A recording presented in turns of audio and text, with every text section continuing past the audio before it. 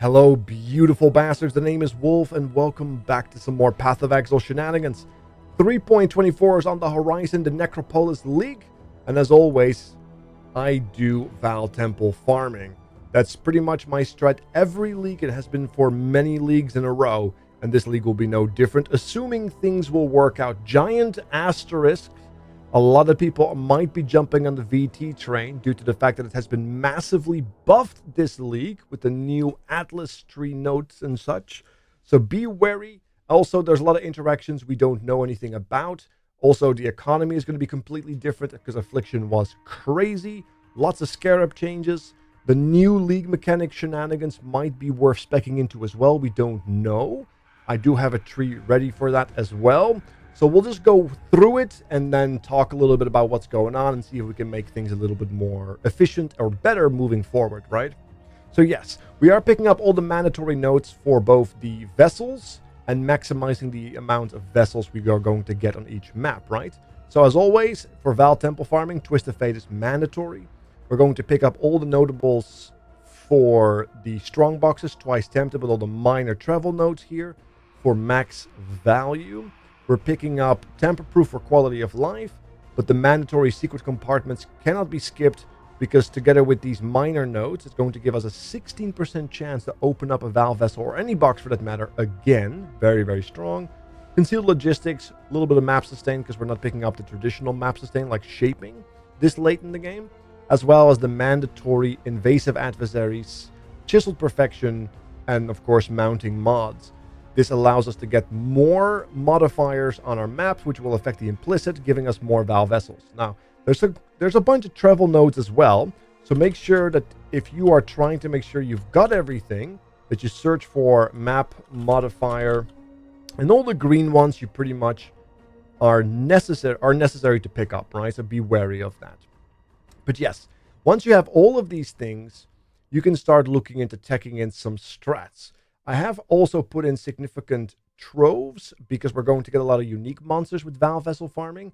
So this might end up being a lot of scarabs, which we might spec out of if it's bad. We might spec more into scarabs if it's really good.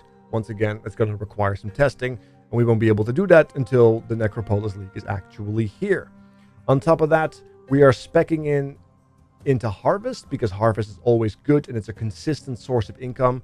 And also just quality of life due to your own crafts.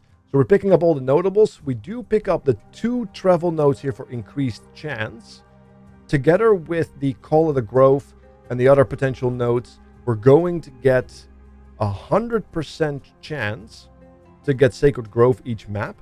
So no scarab needed, and sextons have been removed, of course. On top of that, we're picking up the duplication and the tier 4. This also allows us to get into the inner circle efficiently. And on top of that, we are picking up expedition for mostly just currency and bubblegum currency specifically.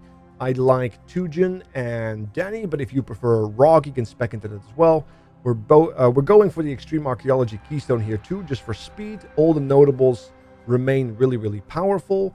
And if you do pick up the hunt for answers at the bottom right here for more chance, you will also have 100% chance of expedition every single map without needing a sextant or a scarab. So you can modify it in different ways, which is very, very good. Although if you do plan to use scarabs, remember, Twist of Fate might mess around with that. A corrupted rare maps and any map crafting options. Now normally this also applies to scarabs, but the scarab wording has been removed here. I do still think Twist of Fate will affect the scarabs, so keep an eye on that. If it doesn't, then we can start pumping scarabs into it, which is very, very good. But we'll see how that turns out. Having that said, though, as you can see, we will have a lot of value coming from this. But maybe you don't need bubblegum currency anymore, so then we can actually spec out of the expedition node. As you can see, it's a very similar tree, but expedition now is missing. So we have been able to optimize a bit more, and this allows us to tech in some other stuff. Also, by the way, if you want to do Eldritch farming, just pick whatever site you prefer. I typically play Pathfinders or like Flask-based shenanigans. So I typically go with with blue as opposed to red, because red has meteors and all kinds of terrible modifiers for flasks that ruin my existence. But that meteor is enough to tilt me. So to choose whatever Eldritch Altar you prefer. And having that said, though, if we go to the next tree, as you can see, we have Expedition gone, and we have teched in Beyond. A little bit of Swarming Hive on the top here, and of course, more chance for Beyond and quantity of items. This is kind of the important part, because once you have enough chance on the tree, including Send for Blood right here, you're going to get 100% chance for Beyond monsters. So we're going to get Beyond on every single map without any kind of investment. It is insane. Now, on top of that, we want Fiendish Opulence for more quantity of tainted currency. That's going to be really nice. Just for the tainted fusings alone, or even just tainted, any tainted kind of currency can be very valuable if you do a lot of work with corrupted items. So a lot of value to be had there, and quality of life. But also we're picking up Endless Tide, so we don't ruin our Beyond with like an early boss spawn. Although it does mean that we are going to get less guaranteed currency kind of from the bosses, and we have to just farm it with sheer quantity from the Beyond monsters themselves. Now, as you can see, we have 5 points left. Now, I'm typically spending them into the actual merging radius to make sure that we get as many Beyond creatures as we possibly can. But some people say it's inefficient, and I don't necessarily disagree with them. I'm just not sure what I'm going to do with 5 more points. Maybe I'm just going to finish the circle off here. It's entirely up to you. You have 5 points to play around with, so go forth and farm the Beyond. But if you are ready to go for the true end game and maybe get some friends, maybe some magic find even, depending on how that's going to interact with everything, you can continue as follows. You can drop the harvest and go into Delirium. Just a small note, the actual box drops, the Vaal vessel farms, all the corrupted items, they are not affected by magic find. It's the monsters themselves you kill that are. I believe that's how it works. So depending on how you want to do the magic find strat in Vaal Temple, just kind of be wary for it. Most people might still go for regular strong boxes as a result, but who knows? Who knows?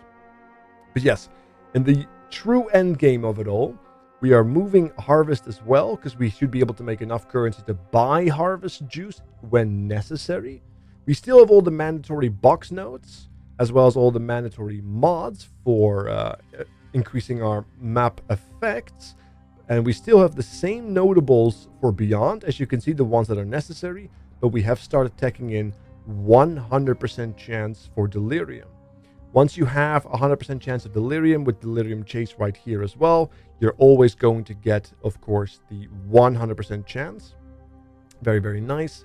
We can do that quite efficiently by picking up these 3 nodes right here. We're going to pick up the Cluster Jewel ones. The reason why we're picking up Cluster Jewels, so we have some additional value coming from it, because crafting Cluster Jewels can be very lucrative, but also just having the right clusters for your own build, very solid.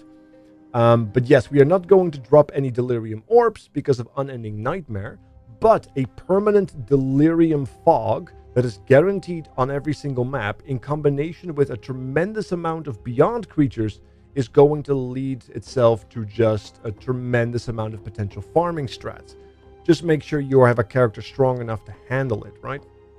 But yes, that's pretty much it. So we have Harvest Expedition Vaal Temple, we have Beyond Harvest Vaal Temple, and then we have Delirium Beyond Vaal Temple for the true end game. I wonder, however, if there is something to be said about back to basics, but we'll see how that turns out in the future. We're also going to pick up on the true endgame, by the way, the Fear of the Light, but I don't know if this is going to be lucrative. We should be having a character that is strong enough to handle it, since we have a Vaal Temple farmer, but I'm not sure if the League mechanic is going to be lucrative enough to do this specifically, and if so, we might spec more into it, because there's more shenanigans on the tree, or we might spec out of it and just get value from what we encounter. I don't know. We're going to have to run some tests and see how it feels. But thank you all so much for watching. I'll put the links in the description box below, and hopefully we can make some magic happen. I'll be tinkering, keep an eye out, and good luck with your Necropolis League start. I'm still deciding on mine.